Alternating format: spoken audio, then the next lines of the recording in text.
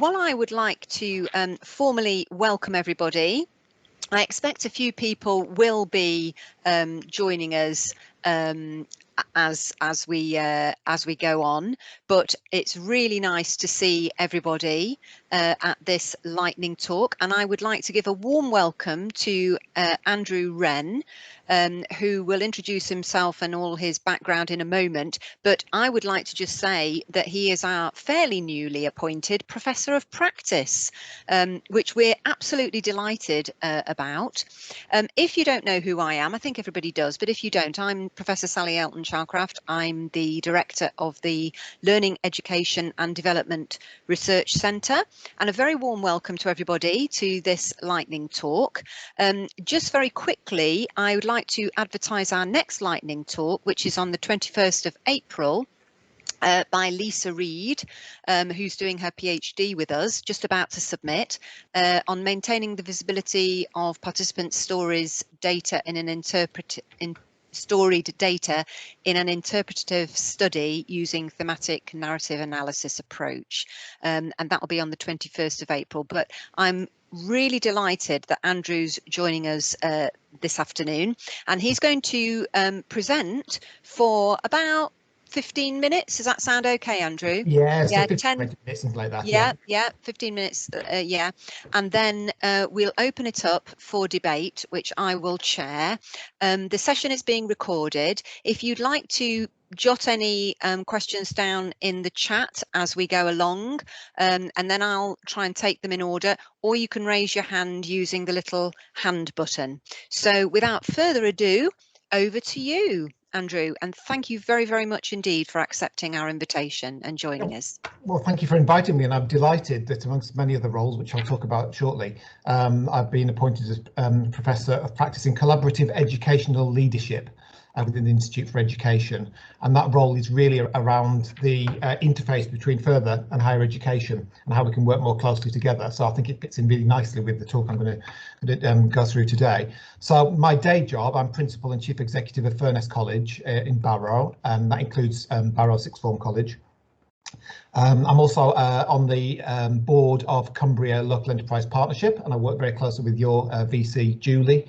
As part of my role at the university, I work closely with Ruth Harrison Palmer, who most of you will know, and incidentally I went to school with. And I won't share our sixth form photo because you really probably wouldn't speak to me again. She had quite big hair, I'll give you a clue. Yeah, so a couple of roles there. I'm also just about to become Chief Executive of a new multi-academy trust in South Cumbria, and that was announced a couple of weeks ago.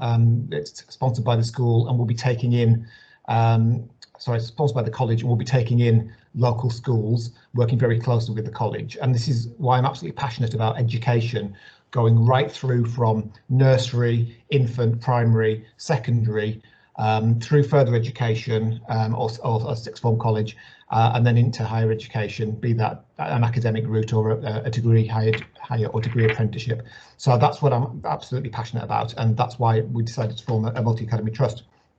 Have another couple of roles. I'm on the board at St Mary's Hospice in Ulverston, for example, and I'm school governor, as you'd expect. I'm from Cumbria, so I'm from Brampton, near Carlisle. As I said, I was at school with Ruth, not that long ago, obviously, fairly recently. I work at Furness College, as I've said, which was founded as a technical institute back in Victorian times, and has been embedded in the area in South Cumbria in trades for decades, particularly given the heritage of shipbuilding in Barrow. The college has always played the integral part in apprenticeships and upskilling for the shipyard, but it's not just that, it's much broader than that. And particularly these days, we work a lot with the sort of renewable energy sector, so HM Vestas, Siemens, Ørsted, for example. Higher education was introduced at the college in the 1980s, and then I joined the college in 2015, and in 2016 we merged with Barrow Sixth Form College, which was then and still is in effect the only sixth form college in Cumbria. All of other areas served by a school sixth form. I I was going to show you a short video, but can't get the sound to work, so I'll put a link later. But it was just to give you a feel for what it's like for students in further education, because people do come, I'm not saying you do, but a lot of people come with preconceived ideas that, you know, you go to a further education college if you want to become a hairdresser or a brickie. But, you know, for the further education sector, and that includes colleges and independent providers, are very, very broad these days. And people are often surprised when they come into college to see the breadth of what we do. I was going to show you something about one of our high-flying students, actually, who I mentored, who went to university. Unfortunately, this year, I've not had the best experience, but got 4 A stars at A level and is now studying motorsport engineering at Loughborough. But we have some very high-achieving students, as well as those who were particularly disaffected at school, which I'll talk about in a second, and have changed their opinion of what education means to them, given a relatively poor experience that they had previously. So what is further education? Well, I mean, I'm sure that you've got a fairly good idea, but in the UK, often abbreviated as FE, obviously, in the UK, it's really about what happens after you leave secondary school, and it's distinct from higher education, even though there's a lot of higher education delivered in further education settings. So it's about that next step, and that can be post 16, predominantly post 16 if students come to us after year 11, or it could be classed as post 18 if they stay on at school to stay in the sixth form for years 12 and 13. So it's predominantly a post 16 education that we offer, mainly vocational, and it's all skills, technical skills orientated, apart from the A-level provision that we offer. And it's from entry level, so that's right down to entry level 1, up through level 1, right up to level 5 and beyond, so up to level 7.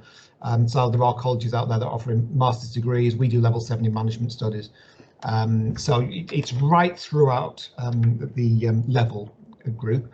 And some colleges have some 14 to 16 learners in. We have a small number, and they tend to be students that are really struggling in years 10 and 11 at school, and think they've got an eye on what their career could be, but the schools think that they would be better engaged coming to us a day or two a week, rather than taking some additional GCSEs, and that works really well, but it's a relatively small number. We're post 16, and that's our bread and butter. The vast majority of students in FE right across the country who are 16 to 19 are on level 1 to level 3 programs, and for us in that age category it's a third split. So that demonstrates the prior attainment of students coming to us, some who have achieved extremely well already and go on to level 3 and then beyond, some who've really struggled for various reasons and come on an entry or level 1 program with us. And from this coming September, we'll also be offering T-levels, new technical levels that some of you may have heard of, and they're the level 3 technical qualifications that are equivalent to 3 A-levels. And it's really, we're delighted to be offering them. It's only the second year, so we're in the second wave, and we're offering those in various vocational areas, but not least health, which is very important with the links that the college has with the University of Cumbria as well, because we're a big feeder onto your health programmes through either health and social care programmes at level 3, the access to HE and associate allied health practitioners route, and then the T level will be another route of progression. And clearly we're also involved in the Learning Quarter in Barrow as well, and working closely with Julie on that and how that will look in terms of progression between the two institutions, which is really important.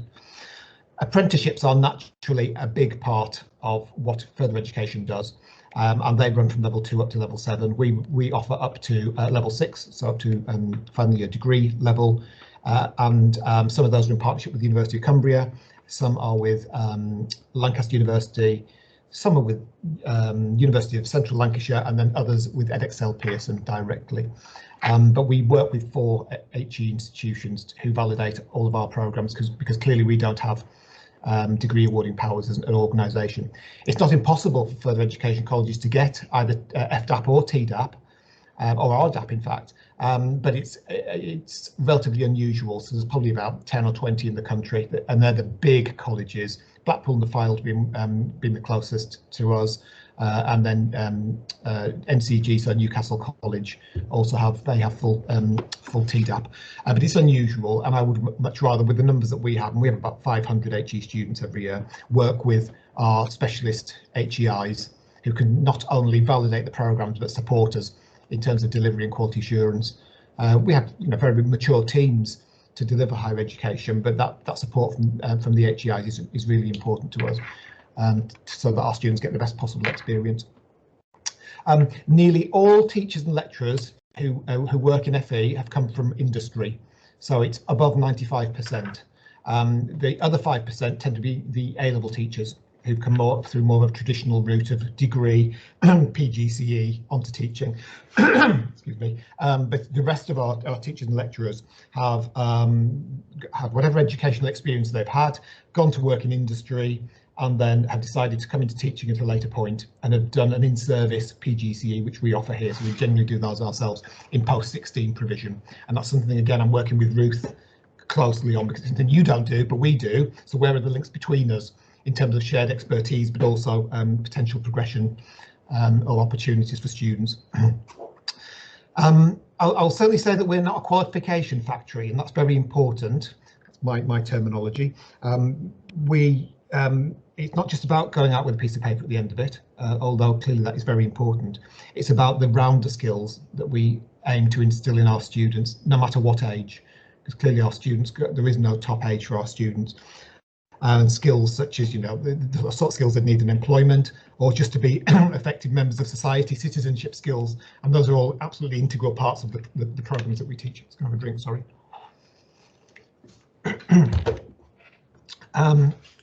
So HE and FE differs from universities in so much as all of our students are part-time. We don't have any traditional full-time HE provision, and nearly all of them are sponsored to come on an HE programme by their employer, and they're on some sort of release programme. And our FDs and degrees all have practical elements that they need to relate back to the workplace, or a voluntary setting, if that's the case, which we can arrange for them. So that's a distinct difference, but obviously with the likes of higher and degree apprenticeships, there's more of a merging between what universities do and what further education does. And that's why it's been really important for me in this role and in my role with the university and working very closely with Julie, is to make sure that we complement each other and don't compete. And that is very important. There's some grey areas between what we deliver.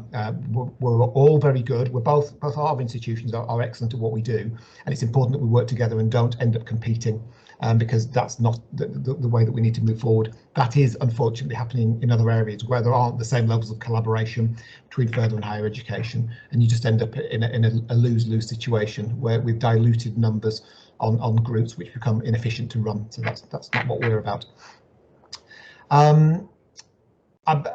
I'll ask you a question later, but I would be interested to ask how many of you actually came through the FE system as opposed to school and school sixth form and then on to university, because I didn't come through the FE system, and you do tend to find that it's a minority in our sort of environment that did. But I'll be curious to ask that later. And one thing that we often get, I don't have a chip on my shoulder, but a lot of people describe us as the ugly sister of the education sector, or perhaps more accurately, maybe the Cinderella of the, that's probably a better description, isn't it? Cinderella of the education sector. Early years and schools get a lot of priority in the news. Universities are always very high profile. There's a gap in the middle, and we often get forgotten about. Although I've got to say, in recent years, that profile's been rising, which is good. Which is clearly what we want. So who do we have? So we have young people here, so 16 to 19-year-olds who often have very low aspirations when they come to us. They've had a poor experience at school, not blaming the schools, but a poor experience of education to date. And they're often from areas of quite severe deprivation, and we really do find that in Barrow. And they've felt that learning is just not for them. And they just won't be able to achieve. And they've come, their family has probably, many of them will have generations of unemployment, and have low aspirations for their children, who they just want to go out and get a job and bring some money home. So I might sound like I'm generalising, but that happens a lot, and it's our job to raise their expectations and to stop them feeling like they've failed, and to show them how they can achieve, and to see some of the young people who come to us like that, and then see them again, you know, after half a term, and their sort of eyes light up and go, I didn't realise this was possible, and I didn't realise I was actually good at something. And that, you know, those sorts of conversations that you have make the job worthwhile, you know, because it is changing people's lives literally, coming into further education. And that's what, if there was one thing I had to say that's important about my sector, it is that life-changing experience for people who have low aspirations and think they will never come to anything, and it is, you know, it is extremely rewarding. Adult learners similar in a lot of ways, but they've usually gone out into the world of work, set up a family before they realise they want to come back and gain skills or reskill. We often have a lot of reskilling. There was a recent example of a student who's gone on to university in Scotland. He was a hairdresser for probably about 15 years, came to us to do the Access to HE programme, and now he's doing a degree in podiatry.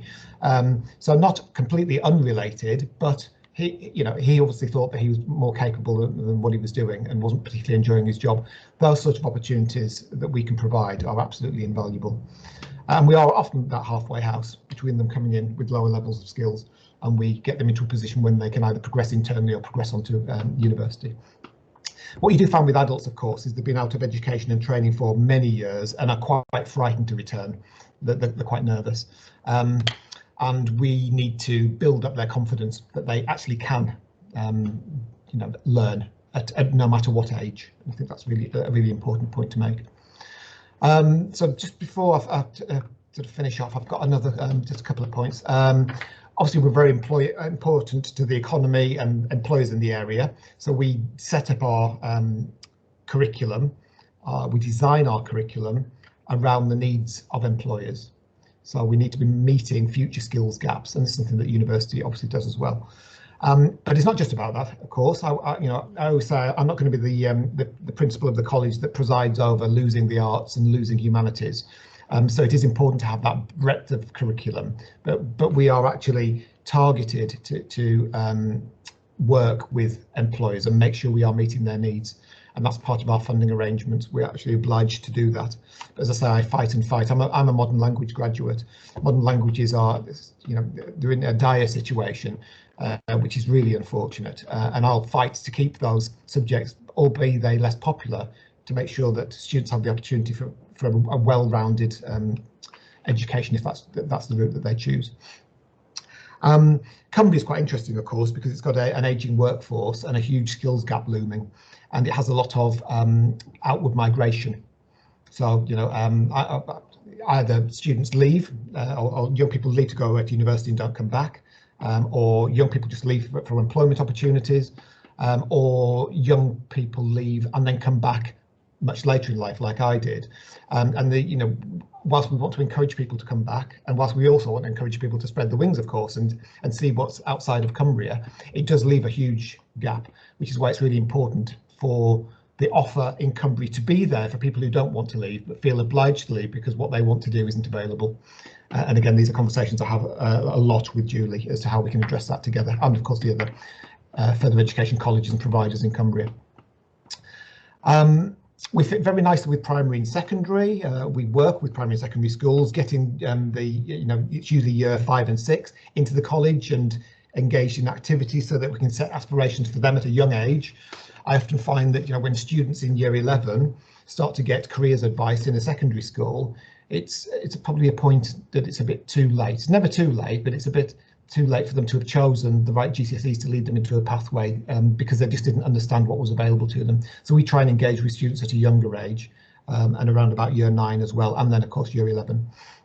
And as I said, for universities, we work really, really well with 3 universities, but particularly University of Cumbria being on our doorstep. And I'm passionate about Cumbria. I'm passionate about Cumbria having a university, because when I went off to university, there wasn't one. There was a small campus for Northumbria University in Carlisle, but there was nothing else to speak of at that point. I'm giving my age away now.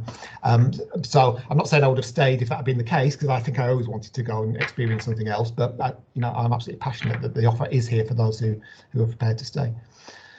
So finally, my ambition is it's my passion about changing lives, and that's what I've already said. I don't need to reiterate that.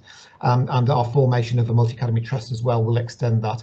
I was supposed to be starting my Ed D with you last September, but given the pandemic, I've been a bit hamstrung, but that will be about, I mean, I've got my title approved, and it's all around progression through different sectors of the education system, from early years right up to higher education.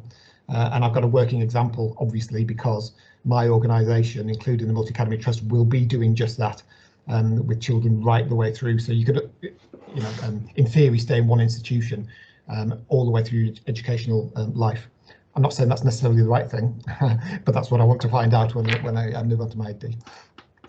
And finally, I think it's just about, you know, just to emphasise that our links with employers are absolutely crucial, as are the universities as well. And we work with some very big employers, and we're working in tandem. And that's what you know, further education colleges tend to do. They're very well embedded in their areas, and they are very well connected with employers. And I've said already about the curriculum links and how important they are.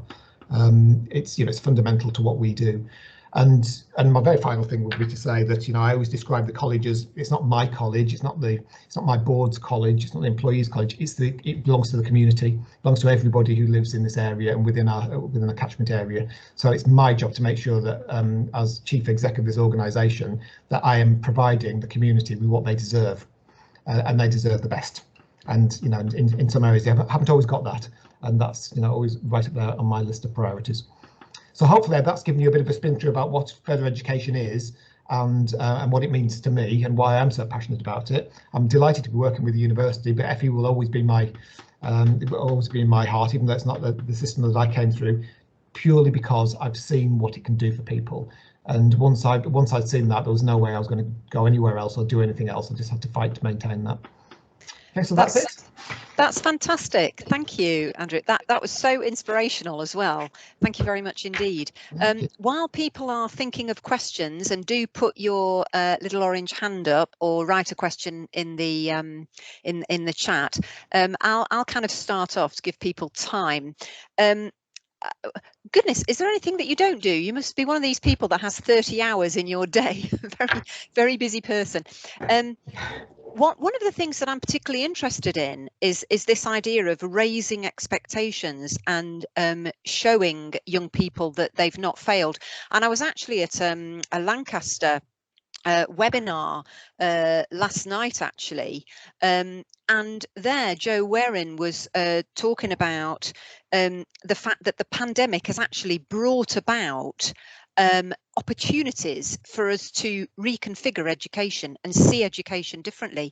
And I think places like yours, you know, FE colleges can lead the way, because you've always imagined education in a more student-centered way, I imagine, and I just wonder whether you feel that is the case, whether you know, you can lead the way. She was talking about reimagined schools and the ethic of mutual care and glimpses of educational possibilities.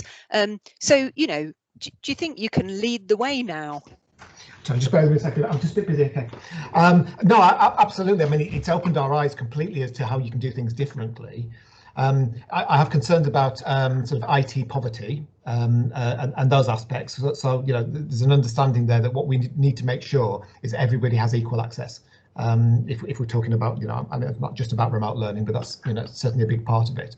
And it's interesting you say student focus, because it's the question that my team will get sick of me asking, because every time we talk about a decision at SLT or something, I always say, what's the impact on the students? So, you know, they'll say, you know, should we put a new door on that thing? What's the impact on the students? Because if we're spending money or making any decision, that's what it always comes back to. It's not about impact on us, impact on students. So no, I think that's the case. I think FE is very nimble in a lot of ways.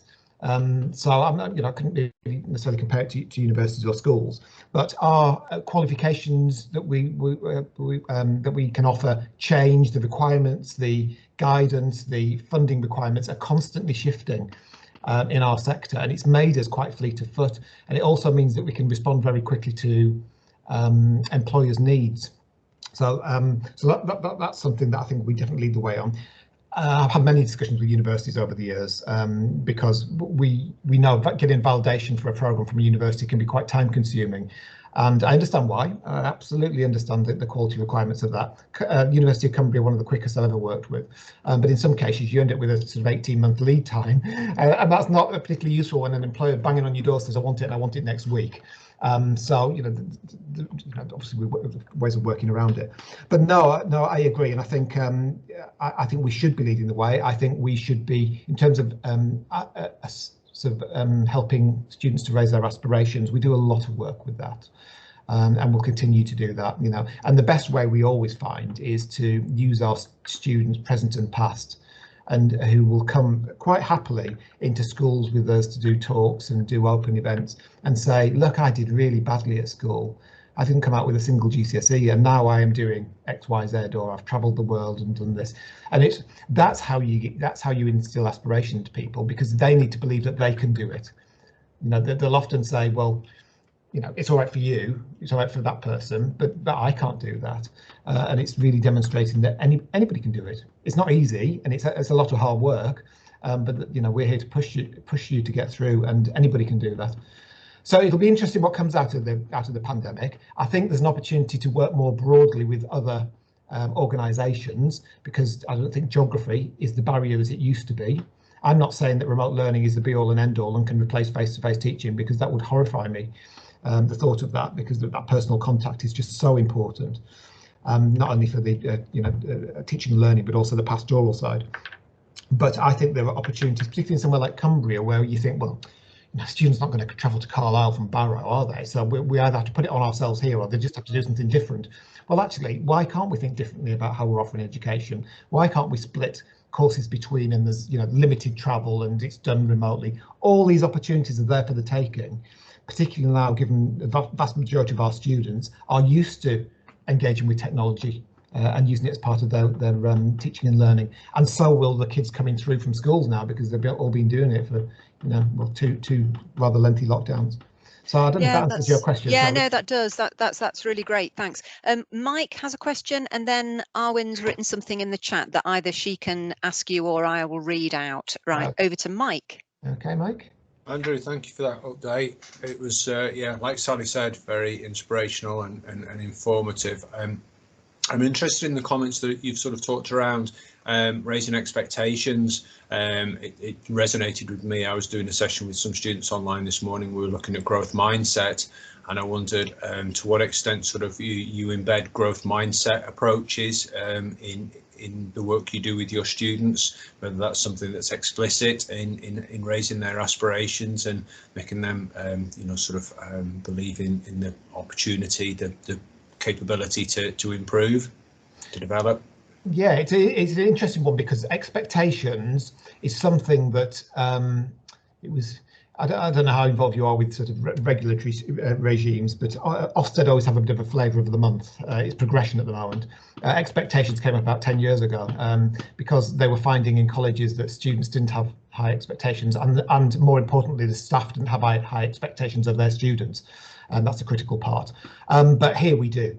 It's really, I'll tell you an interesting story, because we had some of your PGCE students in the sixth form campus last term. So they started in September and finished in December, 4 of them.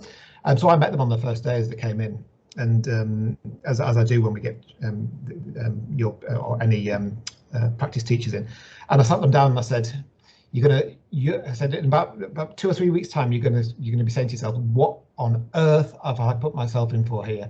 Whether it's either that particular placement or just teaching in general. I said, because we have exceptionally high expectations of our students, and as such I have personally high expectations of you, because you will be teaching some of my students. So be warned, you're going to be pushed. I said, you'll be supported all along the way, and that's what it's all about. We'll all make mistakes, and with all of that, we've all been there, but we will push you. I caught up with them just before Christmas, and a couple of them said, Andrew, you were exactly right. We're exhausted, but we know so much more now than we did at the beginning, and we're actually doing more now than we ever thought we could do. So I'm answering a bit there with an example, examples of your students. But that expectations element is absolutely critical, and we set target grades right from the very start, and those are aspirational grades. We don't set them based on minimum levels that we think people should achieve. You know, there is an algorithm that works it out based on prior attainment, and then we just bump it up. And that grade can change. It can go even higher if necessary, if students show willing. And then we assess them at regular points. We have 6 assessments, formal assessment points a year, all of our students, to see whether they're meeting the expectations that we have of them, and then they also should have of themselves. So does that answer your question? You talked about growth mindset in particular. I probably didn't answer that part, did I, Mike? No, it's really interesting, sort of, particularly the expectations side of things is, you know, brilliant to hear all of that detail of how that you actually put that into practice. And I wonder whether there's any commentary you could give about how you encourage the students to sort of, you know, it's quite a risky business engaging in learning, isn't it? Because there's the risk of failure, and how you sort of support them to take that risk and to engage in that learning process and to strive for those high aspirations that you set them. Yeah, I mean, you're right, and we lose some along the way, unfortunately, and I'm usually the last port of call before we do lose them, because they send in the big guns, and I tell them how disappointed I am that they're going to drop out, and all the rest of it. But they've had a lot of support and sort of nurturing to get them to me in the first place. But we give, you know, we've got a whole pastoral team, because often a lot of our students have got personal issues that will then mean that you know, they won't won't stay for the course. And tutors are really well versed in working closely with students to make sure that they are absolutely bang on track in terms of their progression and assessment. What I can do at any one point, this is a bit of a technical point, but I can tell you that we have a really good MI team here. I've got probably more data analysts than all the other colleges in Cumbria put together, and there's a reason for that, is that I know exactly what's going on in this college just by flicking up a screen on a dashboard. I mean, we're absolutely all over it. Power BI we use, which I'm sure some of you are familiar with, and it pulls together from various MI systems. And what it also does in this particular instance is it can tell me the progress of every single student in the college against their benchmark assessments and their targets, and then it pulls them up, so I can see it at the highest level. So I can look on there, as I did yesterday, and see that 93% of the students at the moment are on target. So I know that. Now, of course, what I want to know is, well, where are these 7%, and is there some commonality, and what are we doing about it? So that's absolutely critical to me. So I'll dig down as I did yesterday, and I discovered there's one particular area where there seems to be lower achievement of targets than others. So then I've sent off one of my directors to go and investigate and come back and tell me why and what's been done about it.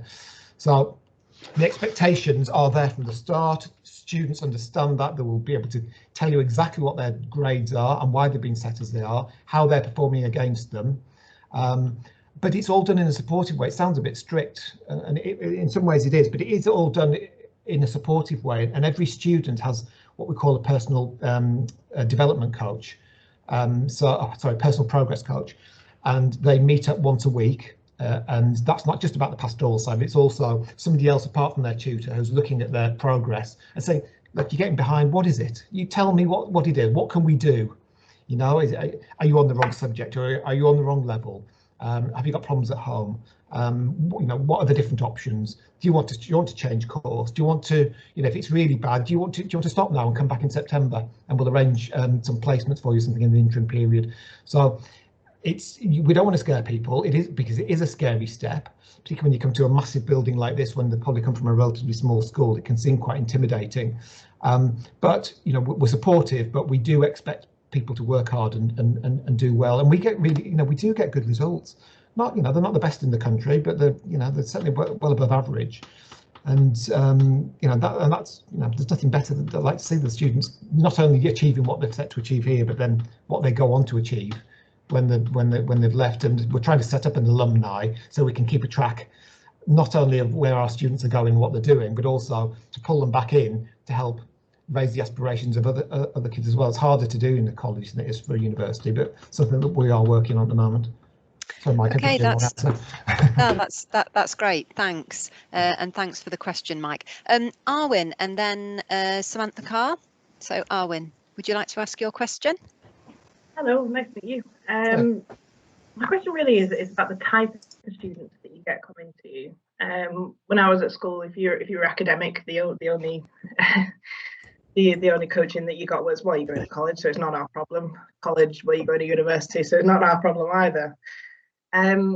I would have loved to have known that there were things like internships, apprenticeships, BTECs, earn while you learn, go straight from school and go into AAT. If you know you want to be an accountant, Yeah. and start your career straight away. I know there are reasons to go to university like socialising, but I found that nothing like this was ever presented to me because of kind of being academic. And Yeah. you only have students who maybe didn't do so well at school, and does that make you feel them feel a little bit second class? Well, that's why I talked about the Cinderella syndrome before. But you're right, and I'd love to say that that's not the case anymore. It's probably less frequent than it used to be, but it's still the case. And it was even worse when I was at school. So I left school in the late 80s, and you know, the careers advice I got in year well, fifth form as it was then, year 11 now, was it was basically, you like maths, you like French, you can be a French teacher or an accountant, but whichever of those you choose. I actually did end up being a French teacher, so I shouldn't be disparaging, should I? But he said, whichever one you choose, you have to stay in the sixth form, and then you have to go away to university, and that was the end of that. And basically, up in Brampton, there were three choices. You were either academic, and you stayed in the sixth form, went to university, and I knew no different. Nobody ever told me anything different. You're a farmer's son, so you went to Newbury. Or daughter indeed, but mainly son, or you weren't academically able, so you went to Carlisle College to become a hairdresser or a brickie, as I said before. That, I mean, I'm being very blunt and crude about it, but that's all I knew. That's what it felt like to me, because the advice and guidance I received was dreadful. I mean, now that there are more opportunities now, I've got to say, and you're absolutely right, Arwen, that, you know, if I was making that choice again, I wouldn't automatically, and I was aware of it, and I'd had some good advice and guidance, I wouldn't automatically think, well, I need to stay on and do A-levels. The BTEC, T-levels, should I go to a level 3 apprenticeship and come out with a level 3 qualification that's equivalent to 3 A-levels? And they're graded now, so you can even, you know, you can achieve those top UCAS points if you wanted. Stay on and do a degree apprenticeship. They didn't even exist then. To come out with a degree, a good degree, but with no debt, and having worked and got the experience all along. So I agree. There are many routes. What concerns me is that the advice and guidance in schools still isn't as good as it should be. We try and engage as best we can, and actually I've got to say in this area, it's better than I've seen in other areas in South Cumbria, because there's only two schools, I think, out of 6 or 7 that have got sixth forms. And if I'm going to be quite, hopefully I've got nobody on here who's embedded in schools. I'm going to say something a bit disparaging, but I'm generalising, and it is, you know, it's absolutely not the case in every school. But if a school's got a sixth form, there can be a tendency to try and keep their kids in the sixth form, even if it's not necessarily the best thing for those individuals. So the advice and guidance may not be quite what it should be, because, you know, you could say to your most able student, well, why don't you go to Furness College and do a T-level or a BTEC level 3 in engineering, and then go, you know, then world's your oyster after that. But they won't. They'll try and keep them in the sixth form. So in areas where there are no sixth form colleges, it can be very hard for colleges to engage with schools, because I like to get into the schools, me personally and my senior team, stand up in front of all the kids and give them the sort of overview that I've given you today, to give them a bit of, you know, to show them that there is more to the world than they probably know, and there are other options, for, you know, in terms of their progression moving forward. So no, I completely agree with you, Arwen. I think there are many opportunities now, and but I still worry that they're not being communicated as effectively as they should be. No, they weren't. Sort of 15 years later, I finished university. I've had 8 years out. I'm now doing a level 3 apprenticeship in business administration. I've got a place on PGCE to start later this year. Excellent. So, yeah, kind of a roundabout way of getting back into education. Do you know about what I would say in your particular instance, Arwen, is that the sort of route that a lot of our staff take, and it's the route I took. I went to university and then went and worked out in industry for about 10 years or so, and then came part-time into teaching, and then eventually full-time, and then sort of moved up to management. That's quite a common route in FE, not so much in schools, but regardless of whether it's school or college, what you've got is experience that, I mean, I'm not, you know, newly qualified teachers straight from university. They've got a lot to bring. They've got a lot of current knowledge, and particularly in sort of in their subject area and their field. What you've got on the other side is you've got real working experience, And what you'll find when you're teaching is you will constantly refer back to that, and students love it, because what they obviously like the theory, but if you can relate that to practice, they really tend to appreciate that. So you've come a different route. It may have taken longer, but it's no less inferior. It means you've got a different set of skills to the average teacher that will be going newly into teaching. Thank you. Yeah. That's great. Thank you, Owen. Thanks, Andrew. So Samantha, would you like to ask your question? My observation is more about the fact that now that we've been in lockdown and education has discovered that it can do more than just face-to-face teaching, do you think the support that FE and HE level institutions provide to students will be adopted more by high schools? Because at the moment it's very much of a regime, it feels like, in a high school. And when they get to 16 and they can go to college and then move on to university, they actually become the adult and they get that individual support to develop who they are. Yeah, I think that's a really good point. And you've made a broader point there, actually, and that's why I'm a real advocate of sixth form colleges, is because you can stay on school and stay on to sixth form, but sixth form in a school is still a school, and it still feels like a school. You might not have to wear a uniform, or you might be able to go into town for lunch on your own, but the fact of the matter is you're still in the same building with the same teachers. Into a sixth form college and then obviously onto university, more of the, as you get older this happens anyway, but clearly when you make that leap into FE and HE, the onus is much more on the individual to take ownership for their own learning. And particularly, as you know, when you get to university, it's about you taking ownership and working out exactly what it is that you need. We work, and you will have done during the pandemic, to use that to our advantage. So the students plan their own provision. They tell us how they want to work most effectively, and we work with them to support them. And obviously, there's a framework in place, as there has to be. But it's the sort of students that we have will naturally be more motivated and will take more ownership for their learning. And let's face it, they've chosen to be with us. So if a student's in college or at university, they have made the conscious decision to go there. They may have been cajoled or whatever by parents, or it might have been a bit of peer pressure that I'm going where my friends are, but ultimately they've chosen to do that when they could have chosen something else. In terms of high school, that it is difficult, and I think through the pandemic, what's been evident is that schools have taken a very different approach. So some schools have done a fantastic job of engaging and supporting their students right throughout this. Some schools have taken a very light touch approach and and sort of thought that emailing work out twice a week was an effective way of teaching and learning through a pandemic. So I'm just trying to get to the absolute nub of your question, Sam. Is it when you say adopted in so you're teaching and student support as well, adopted in high school. So what things do you think that we do that schools haven't been doing? Well, I'm speaking from personal experience really with my daughter, who has suffered from school phobia. So was out of school for quite some time, and her particular school wouldn't send her work because they said it encouraged her to stay at home rather than engage with school. Right. So there was a whole period where she wasn't actually learning, and then we've had these and thankfully we found a solution, and she's happy.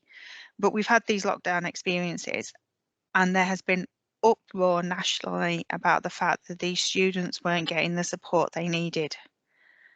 And my reflection is there were children there who weren't getting that anyway.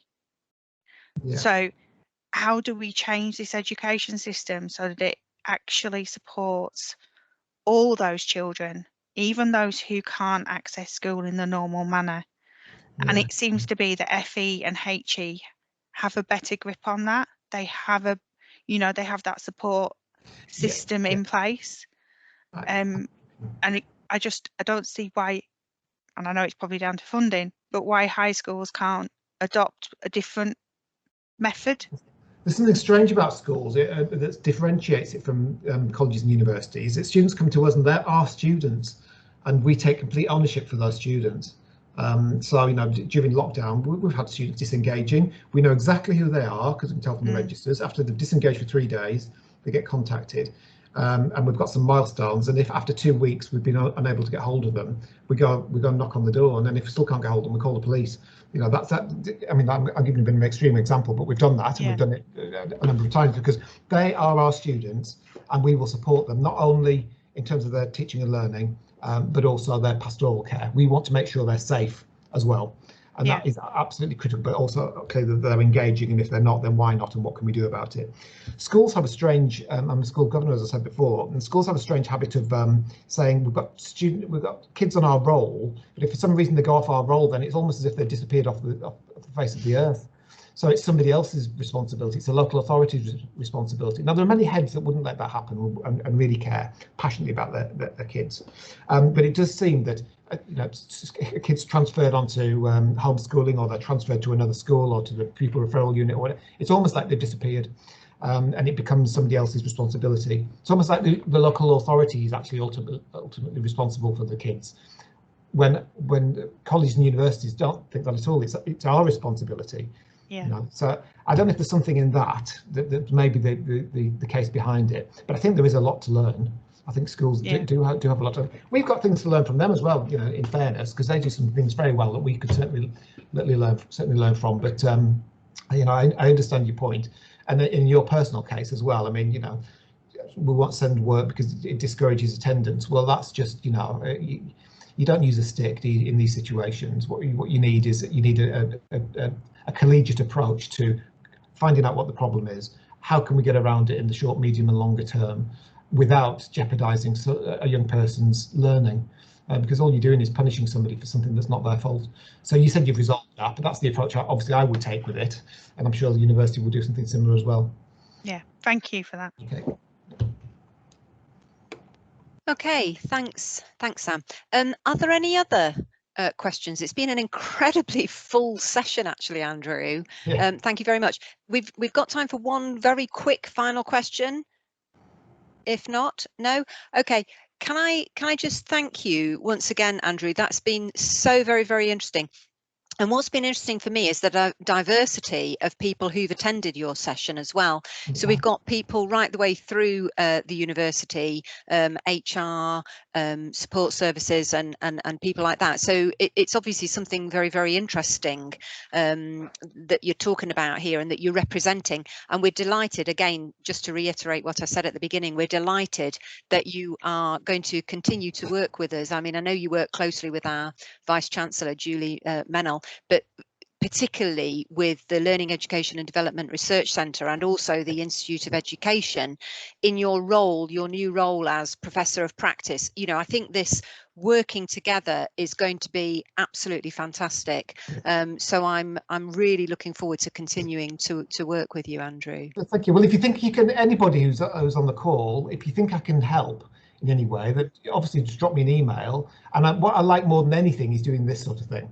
So whether it's with staff or whether it's with students, you know, if you think I could come and speak to your students or some other members of your team or whatever, and I've got something that I could give to them, then please let me know.